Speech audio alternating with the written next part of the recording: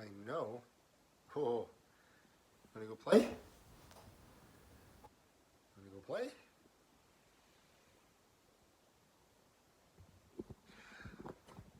Okay, time for a little bit of, it's just too darn cold outside. So I'm gonna do the video inside because I don't know if my hand can last without a glove on that long.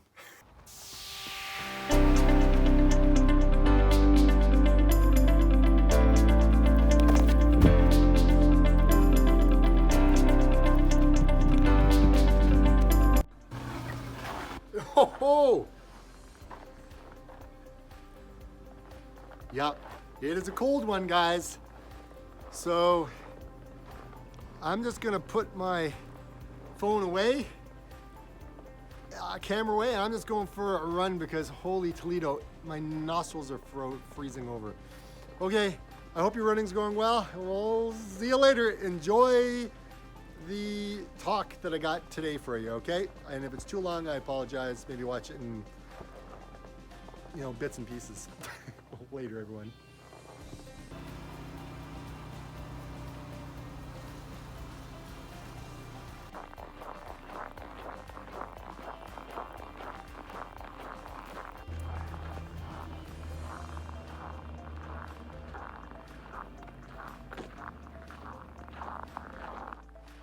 Coming to you from the Arctic. Oh my gosh, I feel like a snowman. It's crazy. Oh my gosh, it is so cold, but I've been running for about an hour and a bit, and yeah, I've warmed up quite nicely. So anyways, I'm going to probably continue to do 20 kilometers today in celebration of it being minus 20. Okay, I'll see you when we get back to the house.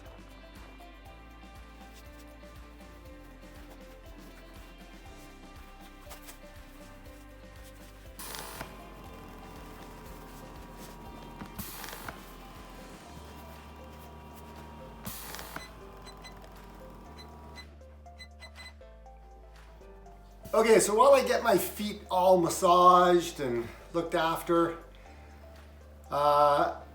let's talk about running a marathon because it's a long distance and I've done a number of them. One of them was amazing, one of them was terrible. And so there's certain things that you will want to know before you actually get out there and start doing it. And this is coming from a guy who's above 40. Yeah, I'm going to tell you my age.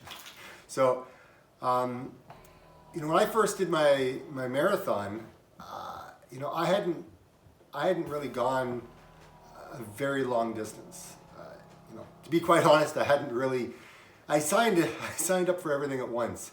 So a 10K, half marathon, and marathon, pretty much in one sitting. And so I really didn't know what I was in store for, other than it's a long distance and how am I going to actually get it done? So I was given some advice, which was awesome. So I guess the first thing I would do is find a mentor, find a friend, find somebody who's done a marathon, and talk to them about it. And if you want to just finish it just for the sake of finishing it, that's cool. That's great. But if you want to finish it with a good time, then you may have to talk to a number of people, not just, your buddy next door type of thing, right? You may want to seek out some people who have completed a marathon in the time that you want to complete it. And, unfortunately, you're not going to be able to compare yourself to somebody else because most of the times people want to compare people to people. Here's the thing, we're all individuals, and I would say is because we are all cut from a different cloth, you need to figure out your stuff, right? Because you're not going to be the same as your buddy. So you're going to be competing against yourself and nobody else. It's a race of one, even though there's many out there running. It's a race of one. And all you need to do is just look after you. That's what it's about. Self-exploration is a great thing, but when you're comparing yourself to others, that's where you can cause a lot more, mental issues than anything else. Okay, that was huge for me, anyways. So the other thing I would say is people tell you, oh, you don't need a running watch. You don't need, the latest fancy dancy, whatever it is. I'm going to say, do your research, and if it's important to you to get a great GPS watch, then go for it. If you want to get the latest and greatest shoes, go for it. If it makes you feel good, go for it. Like, really, within reason, of course. So I'm not going to say don't go get that watch because that watch is going to make you better. No. What I would say is the watch has nothing to do with training per se. It may at the beginning, but over time you may use your watch less and less, unless you like to upload it to Strava, which I do, and it's really awesome, and I think it helps for accountability, motivation, and things like that if you're a numbers person, right? So you can get caught up in all the technology, right? You can get all the Nike Next Percents and all these other crazy shoes with carbon fiber and the extra cushion or the minimal, like whatever it is, right? Here's the thing. You cannot outrun a bad diet, and all the greatest tech in the world may make you maybe that much faster, but you got to do the work. You got to go out there and do the hard stuff. You have to get out there, at the wee hours of the morning to get out and do a long run, right? Which would be your longest run of the week. If you're, I'll talk to you about training in a second. No, you don't need, okay, so this is the other thing. No, you don't need to take water bottles with you. There is water stations along the way, so you could complete it just by going to, all the aid stations along the way.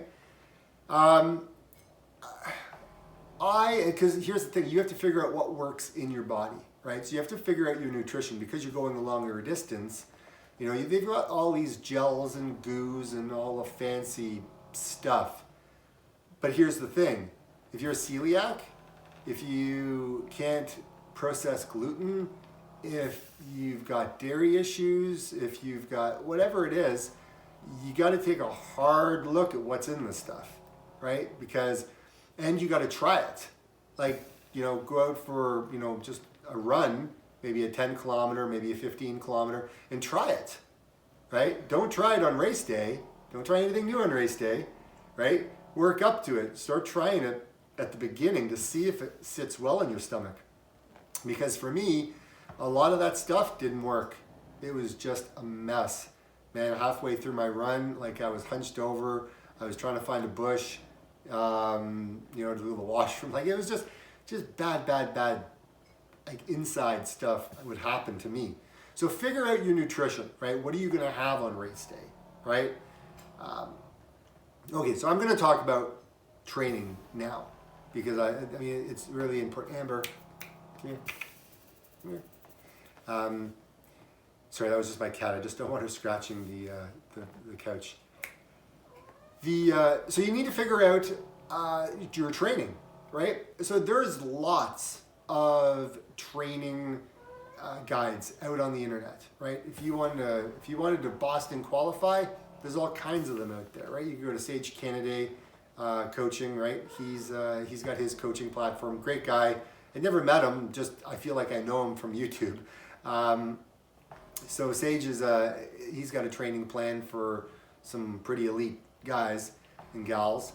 When I ran my first, I took a look at the running room, and the running room had a plan at the back of their book. it was this big running a marathon book. And so, and I'll post it. I just don't have a copy with me. It's actually down on the landing. And I used that plan, and it was great, right? It had my whole plan all laid out for me, what I had to do, but it didn't have what I needed to eat. It had some things that do with stretching, things like that, right? That was helpful. So that's what I would do, is I would find a plan. And again, your plan is going to indicate what type of training you're going to do. I mean, if you've run a number of marathons and you want to Boston qualify now, well, okay, a first timer training plan may not cut it. You may actually have to get a different training plan that's more going up from just the recreational, I want to finish, to no, I want to finish and qualify for Boston. That's going to be a different league of your own. So yeah, you can create your own.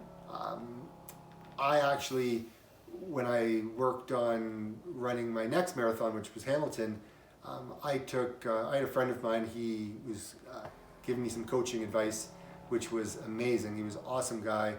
Thanks again, Norm, for that. And he would lay out, he wanted to figure out where my base fitness was, and based on that, then the training plan evolved. And it was pretty good. It was pretty good. Did a lot of climbing, a lot of hills. Hill work is good. A lot of speed work, right, on the track. 100s, 200s, 400s, 800s. 800s I ended up, and that was awesome. I really enjoyed the 800 meter repeats. Hill work was awesome. Loved those. Actually, I kind of liked everything from training, right? Even the long runs on the weekend when you start upping your mileage. Every week you should up your mileage like by 10% for your long runs. Your base builders, again, you'll have to up yourself from that. Like if you're doing hill repeats, you're doing 30 seconds, 3 times, repeat 3, right? You got your warm up and cool down. But then the next week, now you're going to 4 repeats, right, of 30 seconds, and 5 repeats of 30 seconds, and you just kind of keep going, right, until you get to 10, and then you start increasing it to 45 seconds, and then working your way up to a minute. So there's all of these things that you would need to start thinking about. But again, if you just want to complete a marathon, you can find a plan and start working towards it. Number 2, well, actually, there is no numbers. There's just a lot of ideas. Running shoes. So running shoes are really important. I would recommend going into a store, a specialty store, not just something like in a mall, right? Because they're not going to know. You want to have you want to test your running gait. So you want to get on a treadmill, or you want to run back and forth in the store and have one of the associates at the store look at your form, look at how you're running. Like, where are your arms? Where do you land on your feet, right? Where is your hips? Are you leaning, right? Like, how are you leaning? Are you leaning from your hips? Are you leaning from your pelvis? Or like, what are you doing? And that may not make any sense to you when you start off, but you know what? They know what they're talking about, and they will work with you to put you in the right shoe. Because, when I started running, I was a heel striker, and I needed like a big cushion shoe because, again, I weighed a lot. And so I wanted to be okay with my joints, and I got put into Saucony Triumph, and they were great shoes. Now, as I evolved as a runner, my form changed, and I became from a heel striker to a forefoot striker, and I went to a minimal shoe, which is the Ultra shoe, and now I run in the Torrens and the Superior 3.5s, like, trail shoes and road shoes, right? And there's 0 drop, meaning from the heel to the toe, it's the same. Like, this depends on, it doesn't matter how much cushioning you have, it's still the same. But on other shoes, they'll actually have less foam at the front and more at the back, and it's kind of like you've got this like angle, right? So again, it just depends on what kind of runner you are. You will want to also make sure that you have sunscreen, really important. If you're out there for long runs and it's August and you're you're out in the middle of the day and you're doing a run. Typically you do long runs in the morning, but not everybody can do that. So again, you want to protect yourself when you're out there. You want a good pair of sunglasses, or if you already have glasses that have UV protection, that's also good. Make sure you have hydration with you when you're out on your runs, because you will lose. For me, I lose 2 pounds when I go, like in August, if I go out for a 1 hour run and I don't drink anything and it's like 30 degrees out there, I will actually come back and I will lose 2 pounds of water. Okay, so that's not uncommon. So make sure that you're taking water with you. Now, one thing that you may not hear a lot about just in your daily life is electrolytes. You're going to need that, right? So that is like sodium, that's zinc, right? That is magnesium, potassium. These are the electrolytes that your body needs to live, and it needs to help the electronic signals, like pulses within all of your cells, communicate, connect. Salt, hugely important. If you're a salty sweater, and the way that you can test is after you've gone for a run, what's your skin like when it dries? Like, is it like you got white flakes, right? You can do like a lick test. Yeah, so I'm a very salty sweater, so I have to take salt tabs with me just so I don't hit the wall. Now, hitting the wall, what does that mean? It means that when you're running and all of a sudden you can't run anymore. You kind of, it's like what they say, hitting the wall. And that just means that your body cannot run anymore. Your body shut you down because it doesn't have the electrolytes of what it needs, and that's it. You're done. Trust me, it hit and it sucks. So that being said, make sure you take some salt tabs with you. If you're taking any of this nutrition, like these goos or these gels or these drinks, like Tailwind, that's one I've used, and it's great because it's got a lot of what you need in it. It's very soft on the stomach. Yeah, so that's important, because otherwise you're not going to complete it, and that's what happened to me in the in the Hamilton Marathon. I hit the wall halfway, and why did I hit the wall? I hit the wall because I ran out of electrolytes. And here's the thing, and I'm going to lead this into my last one. If you are sick a week before your run, make sure that you are drinking lots and lots of water that have electrolytes in it. Your body's gonna need it to recover from being sick. And here's the thing, on race day, you may be dehydrated and you don't even know it. That's what happened to me, right? Your body, you may feel good after you get sick and you go through the process and you heal and you get better. You're still not better inside. Like, it may take you 3 weeks after you feel good to actually recover. And that's your body recovering. So one of the things technology-wise that can really help you, I'll put this on again since I'm still going here.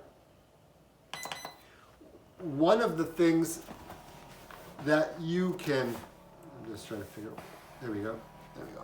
One of the things that you can do is get a GPS watch, right? You can get a Coros, that's what I use, fantastic watch.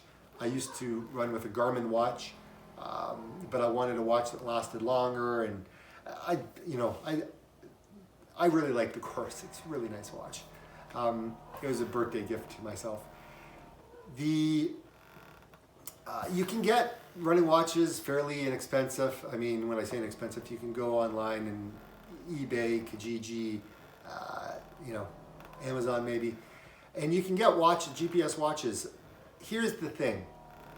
I would get a GPS watch that monitors your heart rate. Get a heart rate monitor strap, right? Get one of those.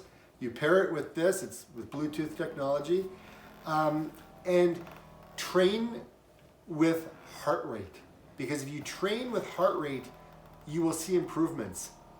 If I was paying attention to like the Hamilton Marathon, I would have noticed that I was not better. because my heart rate would tell me everything I needed to know. Okay? Like if I'm getting sick, I can see that my heart rate and the effort that I'm putting out there in my training, I will get slower just keeping that same heart rate if I'm getting sick. However, if I'm progressing and I'm feeling good and things are going awesome, I'll see my time, my pace get lower at the same heart rate, right? And the same heart rate is 180 minus your age, right? And for me, you can do some plus and minuses. If you're coming back from recovery, you deduct beats. If you've been running for a number of years and don't have any injuries, you can add some beats a minute, things like that, right? So that's the training that you can do, and you can see your progress, and you can see what's going on with your body, and to stay injury free. Let's see if I've gotten everything I kind of wanted to talk about. Nutrition, shoes. Okay, and I guess running gear. Okay, I've already talked about this before. You want to make sure that you have some Glide, nut butter, any anti-chafing, whatever. Get it, use it, male, female, doesn't matter. Put it on those private parts, right? You don't want to have any blood, like guys, you don't want bloody nipples. You don't need to put Band-Aids on all the time. You can just put the Glide stuff on and it works great. No problems whatsoever. And then put it on the private areas. Trust me, it'll help you, especially when you get in the shower after.